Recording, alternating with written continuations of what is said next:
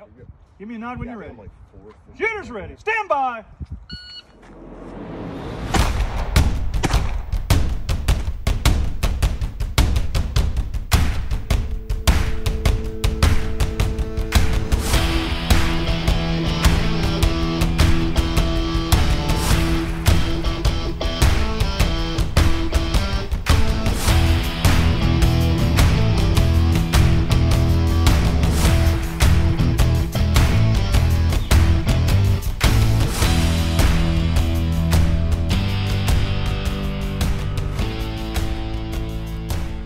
Hey everybody, welcome to this episode of Bullets and Bourbon.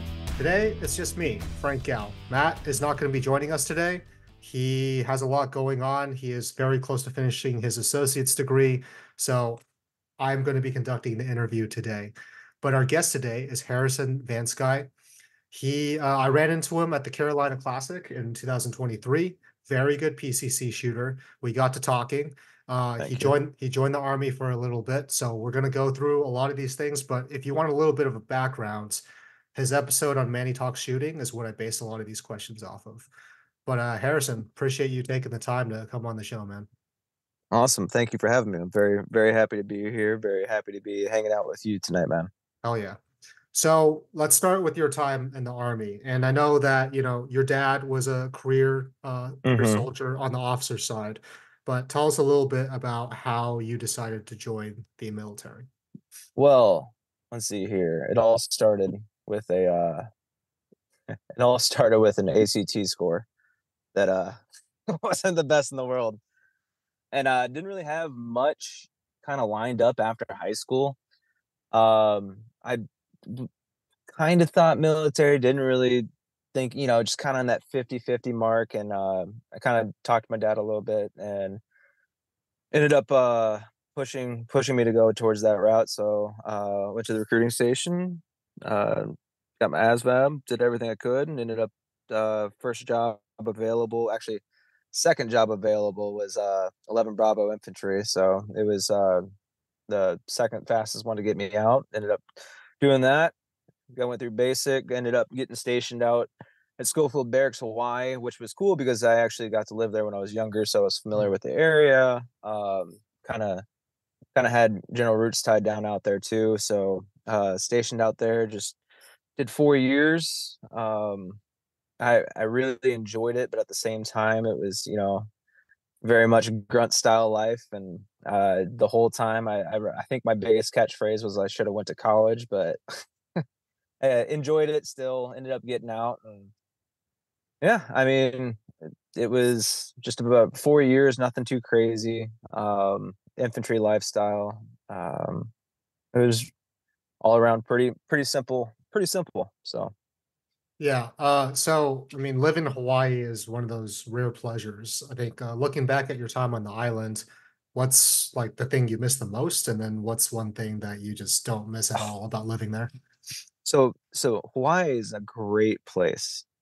It's a hard place when you're in the military because it gets dark at the exact same time every single day. It never changes. Mm-hmm. And I mean, your final formation, you're pushing maybe about 2 hours of daylight left. So it really, Monday through Friday, if you're not doing any type of training on the weekends, you're just, hoping you can reach out and, hit North Shore or something like that and go out to the beach. But I'd probably say that I miss, if we're talking about the first half of my 4 years, I miss the beaches the most. The second half of my 4 years was right after I turned 21, so I missed downtown Waikiki. A lot of crazy experiences there. What I don't miss, I mean, it's probably just going to be how busy it is. I mean, you got like a 30-mile, point-to-point rock that you're living on, and you got so many people living there, not including the tourists. And I remember multiple times, if you're fighting rush hour, you're going 10 miles and it could easily take you an hour and 15 minutes, an hour and a half. Oh yeah. That was the biggest kind of headache, but definitely the scenery though. I mean, you couldn't beat the views. Rock climbing, surfing, being on the beach, just hanging, just that whole atmosphere. And now I'm up in Toledo, Ohio, which is the exact opposite. You're saying it's not quite the same. Yeah. Yeah, but I got corn. That's about it. I got corn and some water, and that's about it. Yeah, but it's where family's at, right? And it's also not gouge Yeah. your eyes out expensive as well. No, no, no, no, no, no. We just, like I said, we just moved back from Columbus, and I mean that even that 2 hour drive just from Toledo to Columbus, just seeing the difference in cost was insane. Yeah. I mean, I got to the point to where like I was so used to just by the end of that time being in Columbus, I mean, a normal meal out with my wife and the two boys and a couple of drinks and easily maybe one kid's menu item still paying 125 $150 and if I'm doing that here in Toledo, kids are eating like tomahawk steaks. Yeah. Well, wife's getting a whole bottle to herself. Like the price difference is crazy. Yeah, that's one thing. Serving in the military, and you moved around a lot as a Hmm. military kid, getting an appreciation for the quality of life differences in a lot of different places. But yeah, I mean, I've been to Hawaii a couple times. You mentioned Hmm. North Shore area, that Yep. area like Haleiwa with all the food Yeah. trucks and the bonsai pipeline, Oh beautiful. yeah. I mean, Yeah. really, that's probably the most remote part of the island where you can Yep. actually get away, but tourists still make their way up there. It's just a little Waikiki is I don't know. I like to say it's where people go when they have like separation anxiety from American corporations. Oh yeah. It's weird because you literally like I said, it's only like 30 miles across. You go to Waikiki and it's definitely 21st century. Everything is up to date. And then you start going north. You start Yeah. going north, north, and north, and you can literally see the decades dropping off. Where now you're in early 2000s, now you're in 1980s, and you get up to like Hawaii, and then you're just like, oh, okay, well, I'm surprised they have electricity in certain parts of this place. Yeah, but there's a charm and authenticity to the Oh way yeah, everything looks. oh And yeah. like those food trucks like I know the big circle lot where you had all the food trucks uh rolled around. it's just I got food poisoning twice there, and it was still worth it. I still still worth it. whenever I Still still worth went it, every man. weekend. Like you're gonna fuck up some poke bowls and like all those Yep, different yep, options. It's yep. great. So I feel like I know the answer to this because you're stationed in Hawaii, but did you participate or were you aware of competitive shooting at all during your time in the military? So I was not aware at all. I kind of wish I was, but no. I didn't even really know the whole competition market started. I wasn't even before I joined the military. I was never really a gun guy. I would go to the local indoor range here and there and shoot my dad's pistols and my dad's guns. But hey, it was fun, but it was never something I kind of took serious. And when I was stationed in Hawaii and being infantry, I got into guns, but even then I wasn't like, I had my M4. I could take it apart, put it together in a second. I could, we had our quals and all that stuff, but even then it wasn't something I had a tight fascination with. I really didn't get that interest into guns after, well after my time in the military, and then even then it took a while for me to find competitive shooting. Mhm. So yeah, I had a couple buddies that did it, and that's pretty much how I found it. I didn't even really know it was a thing. Yeah, and most service members don't. But it always interests me because as someone who, you're a GM now, top 5% of the possible skill level Hmm. for with your particular platform.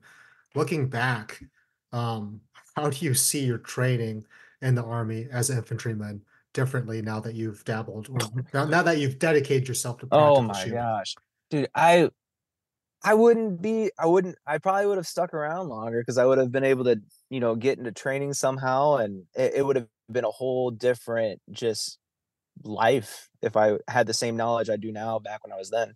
I mean, I could have just the amount of training I could have given out, and I mean, really, because we were light infantry, you can take it as far as marksmanship. You can even introduce it into CQB. Hmm. Absolutely. CQB training yes, it was tactical slightly, and you had your guys in there who'd seen the real thing multiple times doing all their training, but I there's so many times where there could have been situations where you're coming into a building and you're clearing a certain way, and just your manipulation of your firearms and just your ability to use your eyes properly and not depend. Here I am clearing a room, I know shooting over my scope, but that you're everything's still set up. Your trigicon's right there, and you're getting pulled in. It's just there's so many flaws that Mhm. if I would have known what I know now, I would have been in a much better position as far as getting into firearms training in the military. Yeah, so I think the way Matt and myself look at it is the way. I mean, obviously, there's exceptions for certain units, but Hmm. there's a very much an artificial ceiling on your baseline infantry or run-of-the-mill service member in terms of firearms proficiency. Would you kind of see? Would you kind of say that say you see that the same way? Yeah, yeah, yeah. It's I did you see that video that got pushed out recently of like the three military people? I mean, which one? Because I know we they're got the freaking all. Navy captain who's just like staring through the scope caps of Oh yeah, his variable optic. Um, I the mean, you butt see all stock kinds. the Yeah, butt stock off a recoil is like nudging. It's like yeah. behind his ear, just push. Yeah, yeah. It's No, but I mean, I get the gist of it, right? It was oh yeah, somebody in a fucking camo uniform that was just all jacked up, right? oh yeah. And But I wish even if I knew what even if I could have taught some of the guys with the pistol shooting. I mean, seeing some of those guys shoot the Berettas were just oh yeah, at the time I was like, man, that's so awesome. But now I'm looking back on, it, I'm like, wow, they're horrible. yeah. Well, so I gotta because I actually got the opportunity to take the Beretta into some of our Marine Corps marksmanship competitions. So it sounds like you're a Beretta hater. I'm not okay. No, no, no, no, no, no. I don't hate Berettas. I actually think Berettas are one of the least recoiling. I just because of their function and how the slide works and how it's cut Hmm. and just the action itself. It's if you know what you're doing, those are one of the least recoiling handguns out there. I agree I hated the Berettas that we had in our armory because they're all because yeah they're all jacked up. they Yeah, were passed down. I mean, they were used and abused. yeah, You're the blue wings all gone. It's just this just hunk of pot metal at this point. That's just I don't know. Oh yeah, oh yeah, all it's been clapped spit out. on. Have you had a chance to mess around with the M17? I have not. No, Okay, all right. nope, nope, not Just yet. yeah, just curious if you had a comparison. I mean, overall, I think the modularity is great. Hmm. I think it took a step back in some other respects. The impact of the round is in the middle of the front sight, so you're basically covering up the target with the front sight at 25 Okay. yards, and you're basically just like believing that it's going where it is. Huh. Which it's I don't like it. You basically can't be target focused with it. I was gonna say, I mean, the only thing I could think of from there is getting like a Springer, like front sight or something like that, or something switched out. Yeah, But which put then you're putting more money into it, and yeah, yeah, well, it's also not an option for a lot of guys. It's an yeah. armory gun, right? It's not Oh like you're yeah, gonna, yeah, yeah. yeah, yeah, So, but yeah. no, See, I'm already thinking about it as far as like competitive mindset. I mean, we all think about it all the time too, man. You should see the way some of us like Gucci out or we shoot the M18s in the Marine Corps, but people will put grip tape all over their stuff and like, they'll change out like so there's the modularity and the Hmm. grip sizes. So I use a large. It comes with a medium. There's a small one too. So yeah, I mean the P320s have a lot of customization options, but unfortunately, it's not your gun. Yep. Otherwise, yeah, I'd put all kinds of shit on it. I'd mall ninja it up, absolutely. Oh, you But yeah, put a little bayonet tripod at the end I of don't it. know about that. I don't know if I'm like ready to go full on like Call of Duty like Oh yeah. customization. But Like this is for bad guys and zombies. yeah, but if I could, diamond camo all the way. Oh gosh. All the perks. Yeah, all the perks. Like and this 320 has been nerfed out by Frank. Oh, if only, if only. Um, so listening to your episode with Manny, being a left-handed PC shooter was a frequent topic of conversation. Yeah. So I mean that presents challenges in a lot of ways. ROs kind of suck in general. They're not used to ROing left-handed Hmm. shooters. PCC is its own challenge when Yep. ROing. You have to get the timer right up there at the Yep. ejection port. Yep. So if you could change the meta for USPSA stage design in an impactful way based on what you've experienced as a shooter, what would you do?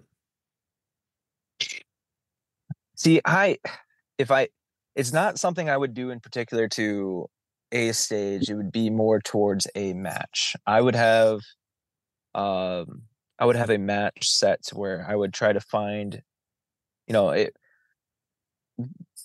if I could prefer one thing, I would like more mirror stage with certain target, uh, you know, certain targets changed up on each side. So it's kind of a mirror, kind of not a mirror.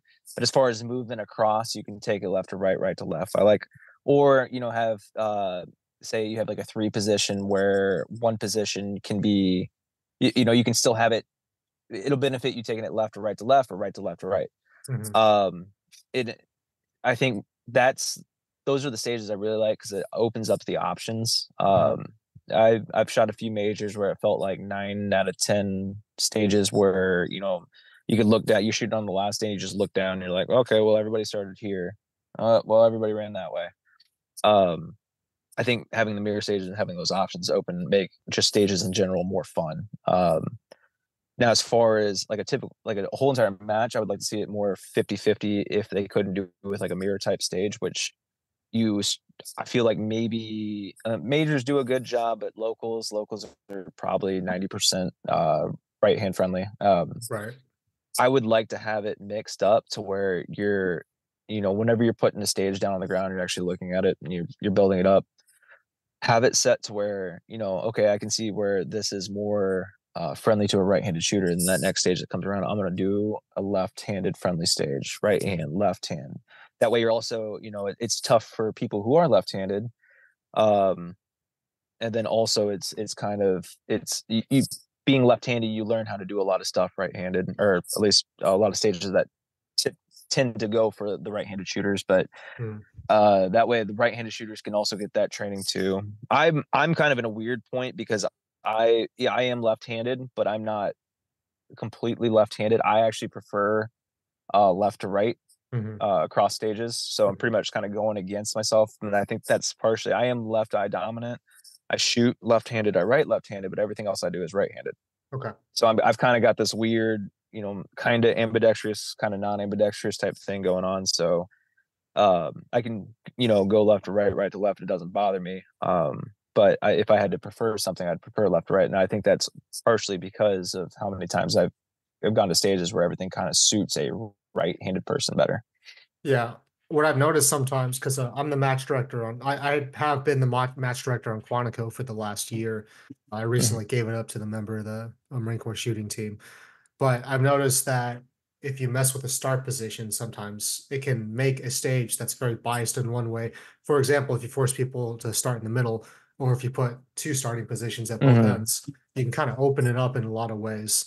So I think some like that, and also some unloaded starts can also spice up what is otherwise a very straightforward stage.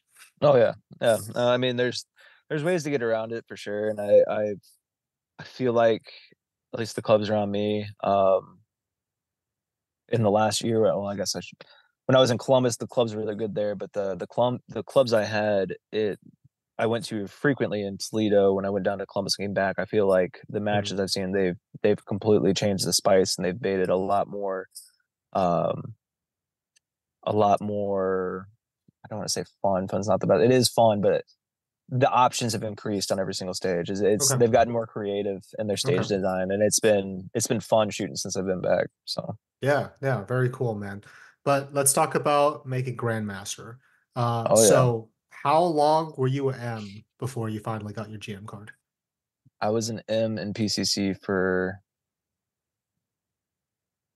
3.5 months, Okay, I so think. not a very long time. No, no, not very long at all. I want to say like my very last outdoor match in October, I made M, and then my very last indoor match in either late January or early February, I made GM. Okay, cool. So a lot of people psych themselves out about classifiers, right? Hmm. They mind fuck themselves so Oh yeah, badly. oh yeah. What how by the when you started rolling out GM level classifiers, hundos, that kind of thing, Yep. how had your mindset changed in terms of classifiers? So it really actually kind of started when I was like in A class. I started when I hit A class in PCC. I kind of changed up. I was seeing a lot of these other PCC shooters who were just a lot faster than me. Uh, same hits, but just their time. So I just started dry firing, just getting fast, getting fast, getting fast. Sloppiness came with it, but I knew that was okay. And you can see I can go back through all of my classifiers. And it was really in that A class when I just started pushing speed, pushing speed, pushing speed. Um, I started having these classifiers where I'd go, 96%, 40%, 97%, 70%. It was just everywhere, the whole board. And what it was were all my times were GM times. My hits weren't there though. But I just kept, and I was very frustrated. I mean, frustrated with some of my hits on a good portion of my stages, my matches. But I knew that I saw the results. I saw it increasing, and I just continued to just keep pushing speed, push, push, push, push. And you can see my percentages on my classifiers increase, increase, increase more consistently. And if anything, I would think it was just my eyes were catching up with the speed. Absolutely. And then you drop into like all of the 20 classifiers, the 21s, the 22s, and all that. They're all movement based. And with the speed I was doing, I was really focusing on speed with movement too. So it just became easier and easier and easier. But also on top of that, too, another thing that helped was I finally decided to get a lower receiver for a gun that had a actual ambi mag release. So anytime there was a stand and shoot, I would literally have to drop my support hand, drop, hit mag, grab mag, insert, hand back up. And even though that's about 0.5 seconds on those stand and shoots, that's the difference. It kills you. Oh yeah. Well, you shoot open, you completely understand. It's 0.5 seconds off a classifier is the difference between GM and A. Yep. So absolutely. I changed that out, and I was like, this is so much easier. All right, there's a couple of things in there I want to tease out, but yeah. How much did you explicitly work on your footwork? Because you talked about the new classifier types being movement heavy. How much of a point of emphasis was that in your path to GM? It very important. Okay. For PC, extremely. I still today, I still work on it. My movement is better. I still think I look like I'm missing a chromosome when I watch my match videos sometimes. I'm like, I've got like these like brand new baby deer feet that are just kind of like hopping around, or sometimes I'm just super fidgety with my feet, and it's PCC is the worst thing you could do is be fidgety because you have 3 points of contact. So the more your lower body's moving, the more that dot's moving, the more everything's swaying. You have more. It is more stable when you're standing still. It's more movement when you're moving. So I've been working on just trying to get smoother and smoother and smoother, and it's works. I've gotten better, but I mean, there's still so much meat on that bone I need to chew off. Yeah. So when I think about footwork, right? So the people I shoot with that I really look up to in terms of, I guess, movement.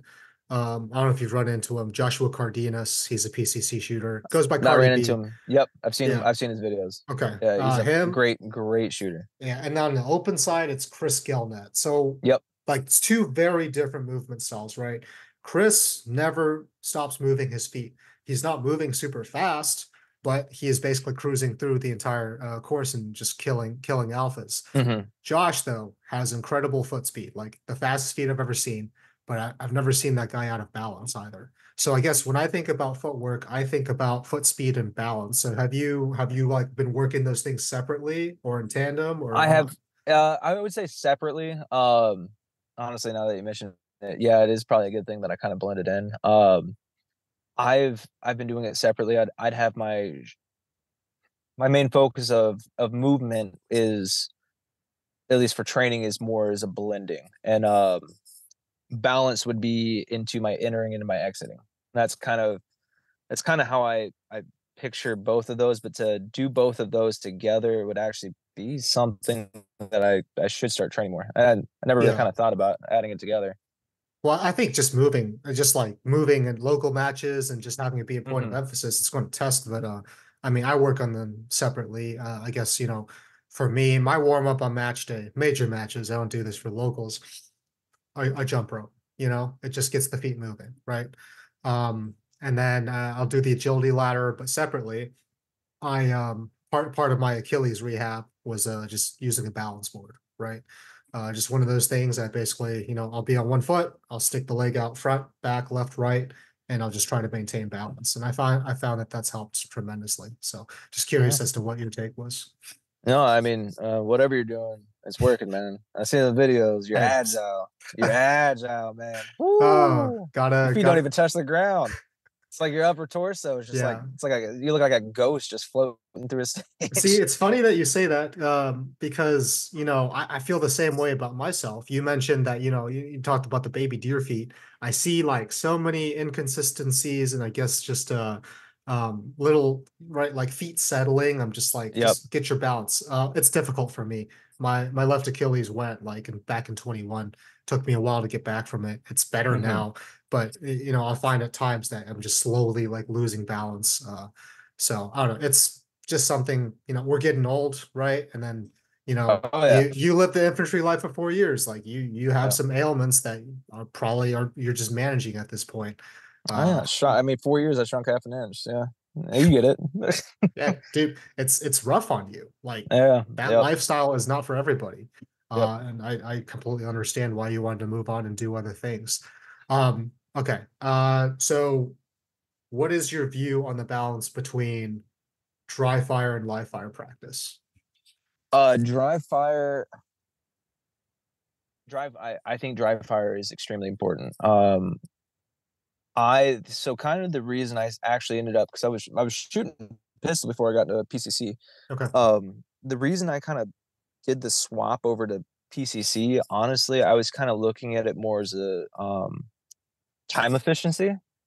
I think, and I've told other people this, and they see it, they don't see it, but I honestly think that if you were in a position like me, I think PCC and open is the best as far division as far as time efficiency if you are living a very busy lifestyle. Mhm. A very, I'm fathered to young children. I've got my wife. I've got all of the extracurricular stuff we do. All the family events, which this year, I mean, we had the move and a whole bunch of other stuff, and it was kind of the same thing last year too. But PCC and Open are two divisions that, yes, you need these skills. You need these skills, but those skills, while adding dry fire in, do not degrade like other divisions. That's fair. Um, it's one of those divisions that, you know, if you don't go out and live fire for 2 weeks, you're still gonna have, you're and then you just maybe you dry fire that whole time. You don't go and live fire for 2 or 3 weeks. You go to a local match. You are still going to have somewhat of an idea of, you know, maybe your index might be slightly off, but as far as how your gun acts under recoil, what your dot is doing, you have a good idea of what is happening with that. And it's a lot easier to minimize, for at least for me, it was easier for me to minimize my live fire and still see games just through dry fire. Mhm. And that was kind of like my big push. So I emphasize dry fire huge, especially for PCC, which a lot of people laugh at, but that's because I don't get the opportunity to go out and live fire that much. That's Um, fair. so it's kind of like the Joey Sauerland treatment, where you're just dry firing like a maniac. The dude's only put so many rounds out there live, but he's got a I mean, he's starting to live fire more, but he shoots a lot of matches, so he has his match experience. But he understands in his head what he needs to do physically in order to have his gun act the way he wants it to act. He has this brain that he can just take that into dry fire and make that work for him, and it's going to act essentially just like live fire. The Mhm. only thing that's not happening is the explosion. So Yeah. I emphasize dry fire very, very, very, very much. Yeah, I'm the same way. I'm lucky if I get to live fire like once every 2 weeks. Mm-hmm. Really depending on when the guys are going to be training on Quantico. Okay. Last one I have for you is Go this, for it. like local and major matches, like what's changed about the way, and we talked about doing grab ass and just having a good time at locals, Yeah. but in terms of like using them as preparation for majors and then the expectation of performance at major matches, how has that changed? So it's changed slightly. Initially, initially it was kind of nerve-wracking just because I built this just preconceived pressure. Just like I got this title next to my name now.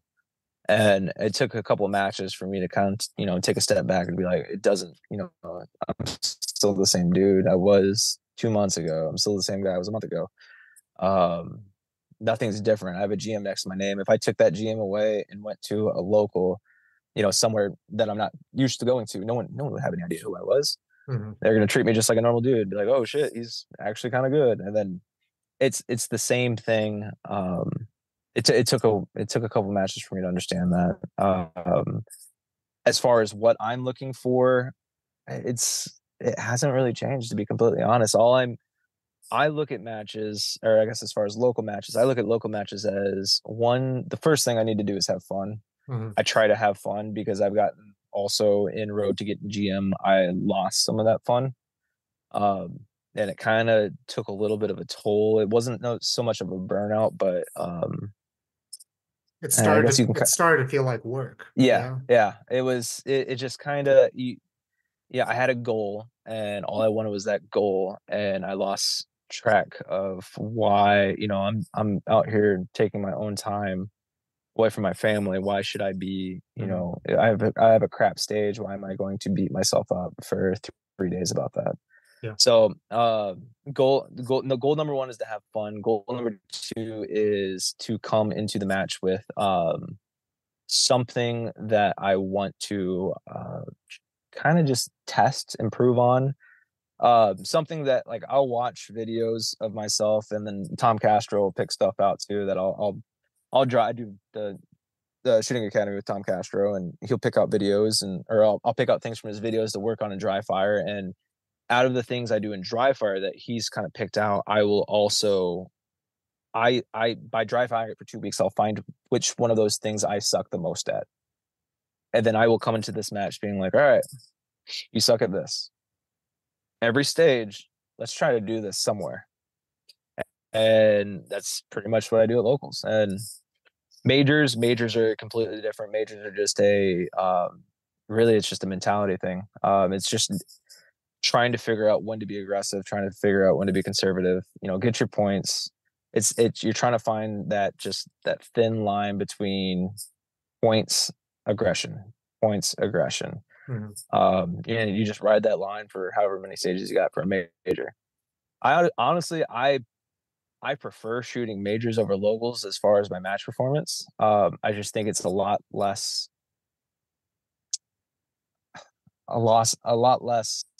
tasking mentally, or it doesn't. I feel like my mental capacity at majors holds out pretty well. Mm-hmm. Whereas locals, I am specifically trying to work on something for that whole entire that match, and it can get exhausting because you're really trying to grade this in. But I don't know.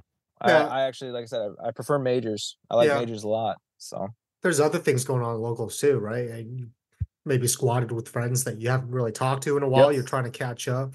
I'll tell you, man, as a match director, there were a few times I was able to win my own match, and I was just like, this is not definitely not the usual expectation. Because on the flip Mm-hmm. side, there are very much a lot of floor performances, right?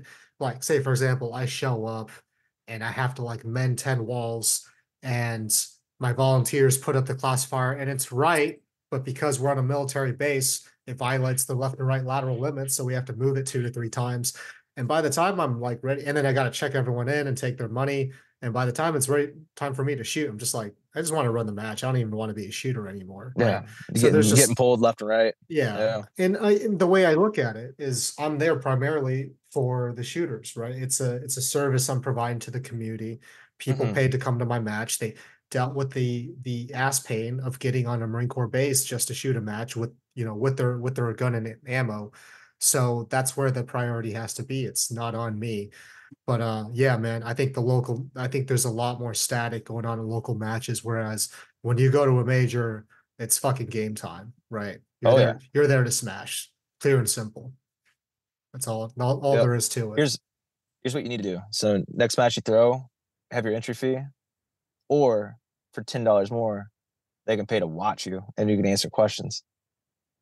Hey, Oh, I'm just saying that'd be yeah. is that a little bad idea. I'm in the process of trying to I'm putting together an LLC so I can like basically coach people at locals and do one-on-one training, Ooh. that kind of thing. So I enjoy it's basically what I have been doing. I've been doing it for free. So when Yeah. I told my wife, and she was like, "Yes, I would love for you Yeah. to make money Make some money. off this Oh thing that you yeah. spent so much on." I was like, "Yeah, You sure. got Let's." oh, we might be giving a sneak peek. You got any names picked out? Yeah. Are you a gamer at all? Like video games? Not really, but I follow enough, kind of. Okay. It's going to be final boss practical. The idea is a boss is a hard skill check that Yep. you have to have your shit together. You have to master what the game is thrown at you to get to the next level. So, sometimes, when we progress in our careers, you've had different final bosses at different points. Like the Harrison that Mm-hmm. was at an A class had someone he wanted to beat. The Harrison now, as a GM, has someone he wants to beat. Like those are the bosses in our lives. And sometimes we overcome them and then we got to find someone else. And sometimes we end up becoming that at a local level. Like we end up becoming those people that other people want to beat. And the whole Which, by the point, way, is still the weirdest experience for me. it It is is, it is right? a weird feeling. But that, I mean, you talked about it. As soon as you have the G Yeah. next to your name, it's like everyone wants a stage win Oh on yeah. you, right? Yeah. Everyone wants to beat your raw time. It's whatever. You got a target on your back, but that's really what it's all about. I mean, like, at the end of the day, like we do this for training, we do this for fun. It's a game. I'm a huge video game guy, so that's kind of how I see the sport, Oh, and that's how I in the beginning, a lot of the guys on the shooting team, right? Like I introduced them to the sport. I used to joke because for the longest time I was like, I'm just gonna be the intro character, right? You start the game, I teach you how to like sidestep and swipe a sword, hmm. and then you're gonna beat me, and then I'm never gonna see you again. That's changed a little bit, You thankfully. should if you could do one thing whenever you make like little shirts or something like that on the back, can you have it say like I sucked while on the Frank train? I sucked while on the freight train. Yeah, I like that. Yeah. Frank train. Uh, Training with Frank. yeah. Frank So usually Frank the Tank is my go-to. Frank the Tank. Yeah. I like that. Like my Frank the Tank. on the second day, Area 8, my buddy Jim, he's also a Marine. He looked at me, he's like, if you wear a jersey, you're gay. I'm like, okay, so we rock tanks. And I was Frank the Tank wearing a tank top that said Frank the Tank on it, which is pretty cool. That's Yeah. very, very meta. I Yeah. like Yeah. I know. It's got layers to it. But that was anyway, yeah. But that's yeah, awesome, man. that's Dude, that's the cool. yeah, the LLC's been filed. I'm Good. moving, did it in Maryland. Just need some range space, but yeah, that's something I'm putting together.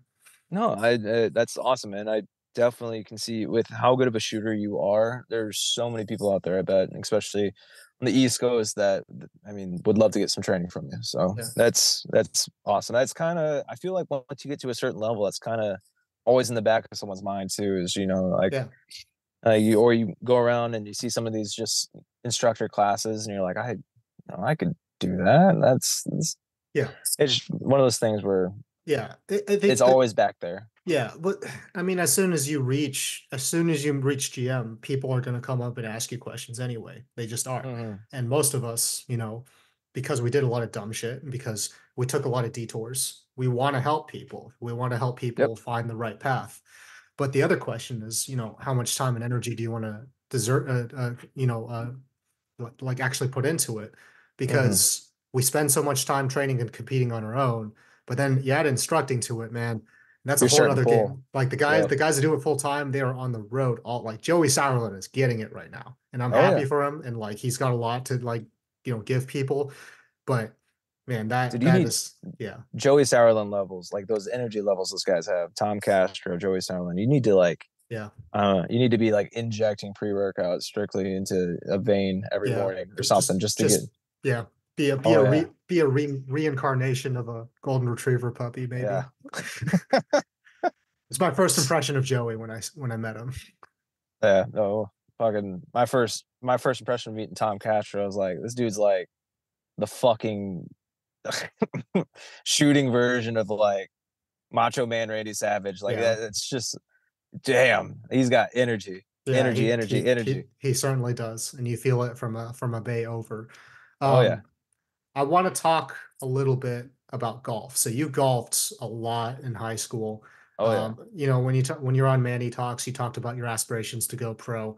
So, what are some aspects of the golf game that translate well into competitive shooting? Mental, mentality. Golf is very similar to shooting. I actually, so my whole family is a golfing family. My dad played for Ohio State. My brother played for George Mason. I think the first one in like three generations not to play for college, but I also kept the generational military continuing. So Hmm. I I was very into golf growing up. It was a part of my life. I remember growing up during summer times. Oh, you would be playing 36 holes basically 6 days a week. Hmm. You go out in the morning, come back. But through golf, one of the biggest things, especially, all the tournaments and stuff I played in consistent, obviously for high school, but I did a lot of like, junior amateur stuff. Um, when you're in that tournament mode and you are your own person out there, there's no team, there's no, it's just I. That's all it is. It's just I. Um, I can't tell you how many times I've let a hole, you know, ruin my whole entire day. It's the exact same thing for shooting. Hmm. I see all the time. Someone has a simple mistake, and that just takes them out. They're done, and you can see it. It's not just it's their body, it's their face, it's just how they're walking, it's their actions. And I've told people, I'm like, dude, it's just one stage. Like, yeah, you screwed the pooch on that one. Go fucking win the next one. Like, Yeah. you're fine. Um, I mean, I've gotten so mad at the point to where I've literally, as soon as the stage is done, I've launched a magazine. I don't know, 200 feet into the air, 400 feet the other way, and people look at me expecting me like, oh shit, he's about to freak out. And then I turn around, take a deep breath, smile. I'm like, all right, let's get this next stage. What are we doing? It's You're allowed to get upset, but that's one thing, you're allowed to get upset, but before the next stage, you drop it. And that I learned that through golf. I mean, I talked to my dad even when I was just getting into USPSA. I remember talking to him about it. I'm like, this is the closest thing to being in a tournament and feeling that adrenaline rush of teeing up on the first hole in front of everybody watching. I Being an adult, there's not a lot of things you can do that give you that feeling. And that's one thing I do miss about golf. But when I started USPSA, I got the chance of doing that, getting that feeling every single stage. I loved Yeah. it. That's kind of what hooked me in. Um, Nice. there's a lot. I mean, there's a lot. There's muscle memory is also another thing. You really wouldn't think about it with golf, but refining your swing and refining what you can do with your swing takes a lot of muscle memory. And Hmm. a lot of stuff you don't really think about it because you're dry firing it all the time. But the muscle memory of shooting is actually, I mean, there's a lot of stuff that is repeatable, Yeah. reloads, repeatable, draws, repeatable. Everything is repeatable.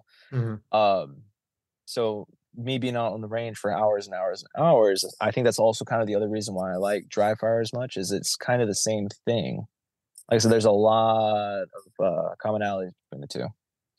Okay. Yeah. No, I thought that was very well said. I mean, it sounds like you don't golf as much now, but did you golf while you're on active duty? I imagine there were some very, very nice golf courses on So Hawaii. I didn't get to play too much. I I had a lieutenant that he found out I played, and I It's think I always the was, officers, man. oh, dude, the bunch of assholes. I'm like 2 weeks in, brand new, getting the shit smoked out of me every single day, for no reason, but it's, for just being there. Yeah. LT's like he's looking back. He's like, so I hear you golf. I'm like, yeah. He's like, you got clubs. I'm like, no, I didn't bring any. He's like, all right, well, I got a set. You're gonna be with me Saturday. We're gonna go play a little scramble, okay? I'm like, okay. Thinking, okay, there's gonna be other privates and stuff there. No, I've got first lieutenants, second lieutenants, captains. All these guys are, coming up, and here's me. I'm just looking around. I'm like, oh, hey, how you doing? They're like, wait, you're a private? I'm like, yes. So are you guys not? Or like, they tell me what ranks they are. I'm like, oh fuck, should I be Uh-oh. should I be sitting at attention right now? This Yeah. is awkward. I ended up smoking them. Oh my god, I stole all their money. We with skins. I ended up getting some of the money off our LT, but I mean, I think we walked away from that scramble with like, I don't know, like $350 in skins. It's pretty I good. it was pretty awesome. But I never got my club sent out there. I kind of wish I did, but I just at that point in my life, I was already mentally kind of like I knew I wasn't gonna be going to play college. So I think kind of mentally that's like one of my defaults at a negative is like if I think I'm done with something, I just shut it off. Yeah. I try to get away from it as far as possible because that addiction will grow really quickly if I get my hands back onto something. Yeah. Yeah, for But sure. I did get to go around to some of the courses out there, and I mean, yeah, you can't beat the views. They were beautiful. Yeah, yeah, yeah. You can still hear me, right? Sorry, the dog was Yeah, barking no, in the no, I got you. background. No, you're Okay. good. You're Just good. want to make sure I'm not like accidentally muted. Okay. No, you're good. So golf, I think, is doing a very good transition into the mainstream, right? You Oh have yeah. businesses like Top Golf, obviously mini golf, but they're capitalizing on the more social and casual aspects of the sport. Hmm. I think USPSA has the opposite issue. It's very largely volunteer based. It doesn't really seem to be serious about professionalizing to the same degree as other major sports. Hmm. What do you think is missing, having played in all these tournaments, having traveled, and now you're on the same circuit, well, similar circuit for Hmm. USPSA? What do you think is missing from USPSA to take it to that next level? Can we get political? Yeah, Just man, kidding. go for it. No, no. I Go well, for it. I mean, I'm not going to talk about the board, but I mean, I think Yeah, we all have our opinions on the board. right. If they could change some things, first off, they they could definitely change their social media a little bit. Uh, and maybe put a little bit of youth. Maybe get somebody taking care of all that doesn't have anything dealing with AARP. Their social media, if they could get the outreach to actually get more eyes, which it is. I feel like USPSA has been growing in the last like year and a half. I feel like I feel like it has been growing. It's been Hmm. getting a lot of interest. All the clubs and locals I've been going to have just been blooming. As far as getting it out to the actual social medias and being okay, it doesn't help. And I'm going to say this strictly as a guy who uploads videos to YouTube and gets the comments of the people who have no idea what the hell is happening. Maybe going to the classic targets more often wouldn't be such a bad thing. The body shape. Yeah. I don't have any issues with it, but someone who's not, someone who The is looking optics. to get, Yeah. yes, Yeah. you have these mini poppers that do have, you have your calibration zone, you got the headpiece on, and then you have your large and your minis, Yeah. especially when you have a string of large and then a mini, and then someone's commenting like, oh, like good job shooting the kid one, and you're like, fuck. No, it's Not like, what I'm thinking about at yeah, all. this is a test of I'm skill. just thinking about Yeah. alphas, dude. Just get away Yeah. from me. Oh yeah, they're just sitting there. It's like you got like a string of like no shoot target. You're shooting, and like you film the video after, and they're like, "Oh, this guy over here shooting all the brown, never the white targets." And I'm like, "No, Yeah. no, I promise." Yeah. I mean, there's little things you could do. I think social media is a huge one. Get the outreach, make yourself more presentable, and then I feel like as much as the board is really kind of they are not doing the best job, in my opinion. I'm not going to really get into it. Right. It's the people who shoot that are posting a lot about all the things going on and complaining. The complaints are the loudest. I know that not everyone's complaining right now, but those who are complaining, it's kind of it's like the news in a sense. It's, not every cop in the world is, going to go around Right. shooting people randomly, but the one or two that do, that make it on the news, it gets blasted everywhere. Yeah. It's the same thing. It's just one of those things where if anybody's getting interested and they start, all they have to do is an Instagram USPSA search. Yeah. They'll get some videos and then they'll start getting easily get into the drama. Yeah. There's a lot of things that can turn off people, but double-edged sword on that too. I get it, but it's at this point, they got to change some things up on the board. They have to change their social media. Maybe if they're going to do any type of televised events, have uh maybe different targets set up. I don't know. It's hard to say, man. Yeah, I'm with you on I mean, IPSC targets are Yep. harder anyway, so that's all I practice on. They're Yep. also, I mean, the shipping's cheaper because they're smaller. They're, I think they're better in almost every discernible way. Yep. Have you dabbled in PCSL at all? I have not. I've wanted to. I like PCSL a lot. Yeah. I think if you're going to compare the two onto which one can be the more I guess widespread Yeah. and easily accessible, I think PCS, even though it's so new, I still think PCSL is Yeah. easily a lot more palatable for people who don't shoot. Right. Yeah, I think a lot of the things that you're kind of talking about, the older generation has such a Mm-hmm. tight clamp on USPSA. And to the social media thing, man, I think my issue is that like there's really no part of the sport that's capturing like the top tier of like competitive, like the top of like the Mm-hmm. competition.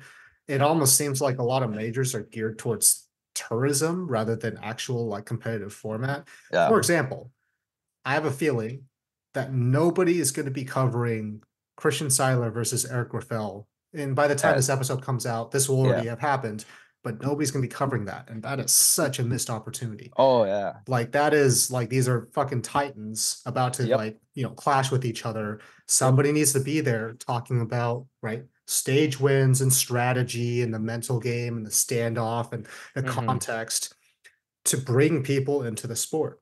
And that's missing, right? Instead, I feel like every social media post is like, come hang out with your friends at a local match, which is Yeah. cool. And it happens anyway. You don't need to promote that. You need to Yep. promote the cool shit, right? That's just me as an No, I asshole. agree. That's I just agree me a as an hundred asshole percent. GM. No, dude, but it's true. I mean, like, think of every single sport, and I'm talking like ESPN, the Ocho sports, shit that's just like, Yeah, dude. fucking cornhole, Dude, it disc gets golf. real, man. Like It gets real, ultimate but frisbee, like all you of it, man. have, but you have the people. You still have the stars. Like Yeah. you have, like, okay, yes, go and play anywhere you have fucking pickleball. Like I was just watching the news. It was like some dude in Toledo just went pro. I'm Yeah. looking at him like it's just some fucking nerd who plays pickleball really well.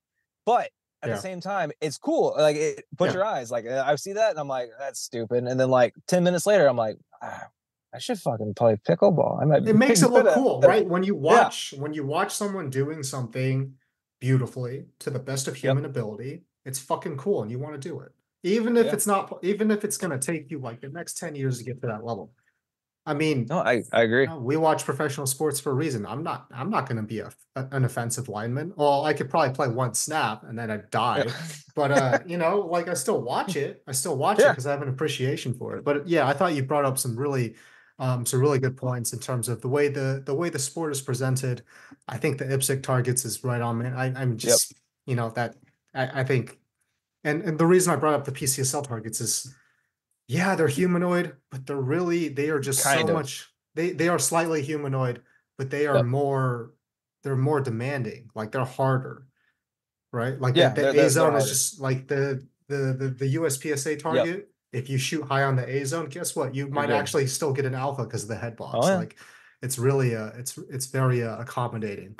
But That's the thing. I mean, like if you were to take some random stranger and have a USPSA and a PCSL target and be like, which one more looks like a human? They're gonna go USPSA all the time. yeah, So yeah. uh, So there's a bunch of different stuff that can change about, but it's hard. It's hard to pick one because each one kind of plays into itself, and yeah, there's a lot to pick from. But I don't know. Like I said, no, that would be sweet though. I mean, like what Jay Slater's doing, what he dude. did. Yeah, area. Yeah, I checked out what him and Dave did at Area 8. The drone yeah, footage, that's dope. badass. Like That's super cool. badass. Yeah.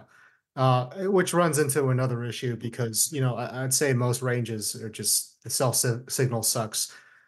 You'd have to have some kind of like Wi-Fi puck or whatever, but it's possible.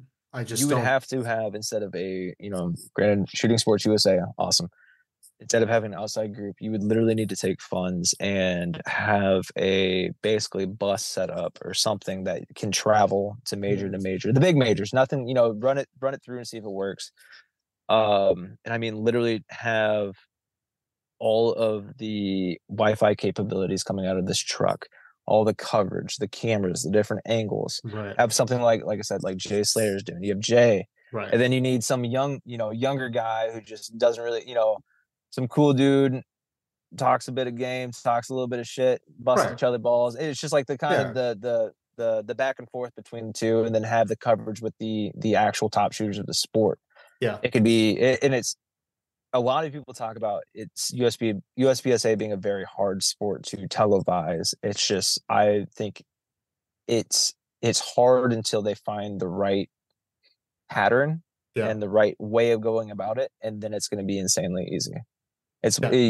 introduce people to a certain way to where you can see the scores, you can see the times, you Right. can see live coverage, real interviews 5 minutes after they just had that stage, Yeah. and then have once that becomes normality, then you can start having these people who are higher end shooters start having their not their professional shooter side showing, but their actual competitive I don't want to say ball busting, but that that kind of competitive talk going on. It starts driving up a little bit more interest. There's different Yeah. ways you can go about it, but Yeah. Yeah, there's so much you can do to it. I guess mm-hmm. Jim and I were just bullshitting in between the from day one to day two at Area 8, and I was like, I mean, so if my perfect vision of how I would want to, instead of just be on practice score competitor, I would want to see. I'd probably say a third person, right? Like just Mm-hmm. the drone footage is fine, but I would want to see if there's a way to like get the splits up on the side of the screen, right? Because you're not going to get the hits, not until the very end. That's fine. Mm-hmm. There's a delayed scoring portion of some sports like figure skating or any other sport that has like a Mm-hmm. judging portion. That's fine. There's still drama to that, right? Gymnastics, whatever. But I would like to see the splits. I would Oh like yeah. to see, the best raw time on the stage. I would like to see overall match placements, like, the equivalent of, I guess, the NFL scoreboard that's at the Oh bottom of yeah. like Sunday games. Yeah, I would Like say that literally still needs to be created for our sport. third person view, left hand side, commander timer split count, Yeah. literally live feed. Right as soon as that stage is done, live feed. Top winners of that stage, in that whatever that division is right then and there. Scrolling either across the top or have like 1, 2, and 3, have it all live right there.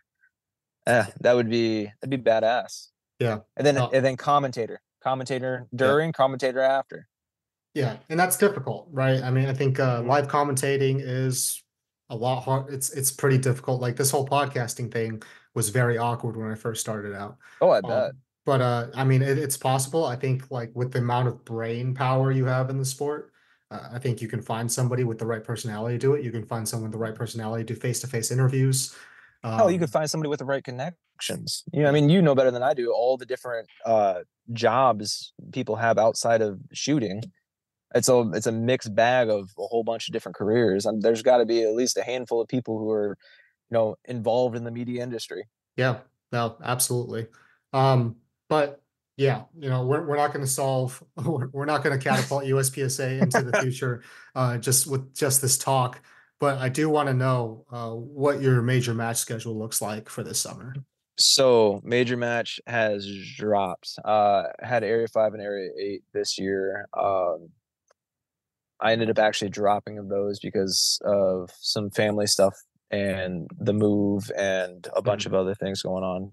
As of right now, I have Michigan sectional. I might I might do Western PA. I'm not signed up. I wouldn't be doing any level threes. If I did anything else, it's going to be level twos. I'm kind of I kind of came into this year knowing, yeah, I made GM, but I kind of came into this year knowing that I wasn't going to be um, able to have as much free time as I did last year and the year before that. Which it's okay. I'm still Yeah. young. PCC is one of those divisions that you can. I don't want to say be older, but you can have a little bit of age on you and still, as long as you're moving, you're doing fine. Right. So that's kind of, like I said, I battled that for a little bit. Do I want to shoot it? Do I not want to shoot it? I just ended up not just take the time, spend it with the family, get everybody settled in. That's the big thing. We've been back to Toledo for a month and a half. And we're still trying to figure out a routine. Gotcha. Yeah. That's the hard part. But as of right now, Michigan sectional, there's probably gonna be a couple more level twos along the way, but my main focus is probably going to be for 25. 25, I would like to attend my first Nats, but we'll see. We'll see. Okay. Yeah, I think that's a good long-term goal, and family always takes Yep. precedence, right? Oh yeah. Shooting will always be around, but Yep. they're going to be around long after you stop shooting. So Mhm. that's always what I told people in the service too. Like, you know how it is. Like, Oh yeah. being active duty tears families apart, and like eventually you're going to leave the Army and the Marine Corps. Mhm. And when you do, you want your family to still be Yeah, there. you're gonna need them. You're gonna need them because I've seen what happens when that falls to the wayside, and it's not pretty, right? It just makes Mm. we talked a little bit before we went live about you transitioning into being a college kid, right? Like, getting out of the service is hard. It's confusing, right? You're Oh like yeah. that old guy in Shawshank Redemption. He's Yeah. Get off my yeah. lawn. Well, that's Gran Torino, another old white guy. Oh, Gran Torino. My bad. My Yeah. bad. My bad. Have you seen Shawshank? Shawshank. Yes. Yeah. Brooks, the guy who's been in prison his Oh entire yeah, adult life, Brooks. Yeah. and then he gets out and he's like, I don't know what to do out here. Dude, I was somebody in prison. your whole world's flipped. Yeah. Yeah, so it's difficult. But at this time, man, I thought this was a really great conversation. I'm glad Well, we thanks, did man. this. But Me too. Thank you so much for having me. yeah, of course. But I want to give you a moment just to shout out anybody who's been, supportive, any sponsors, any of that good stuff. Just Well, it's your time. first and foremost, my wife. My wife is the biggest sponsor. She supports me. I don't know why she does. I don't have any clue why she supports me, but she does. She lets me do these things and have fun, and she knows I have goals, and she lets me try to chase it. And I can't tell you how much I love her for that, and along other things. But um, Black Duck Armory is just the shooting team I'm with. Those are all my buddies. Josh Bame owns a shop out in Finley. So if you ever need any customization of your pistols or firearms, any type of Cerakoting, reach out to him if you're in the Finley area. He's an awesome dude, and I mean, he's willing to take his shirt off his back to help out anybody too. Here recently, I've been talking with John over at Outdoor Dynamics, and I've been shooting his PCC load.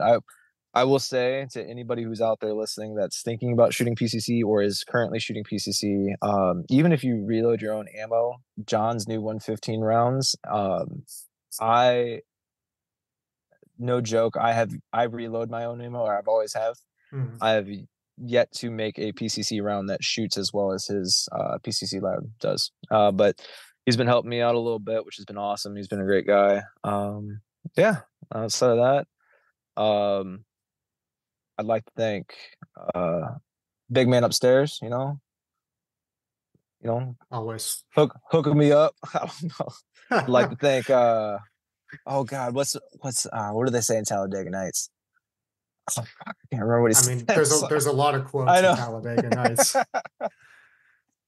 Oh no. America's all about speed, hot, nasty speed. It's hot, nasty speed.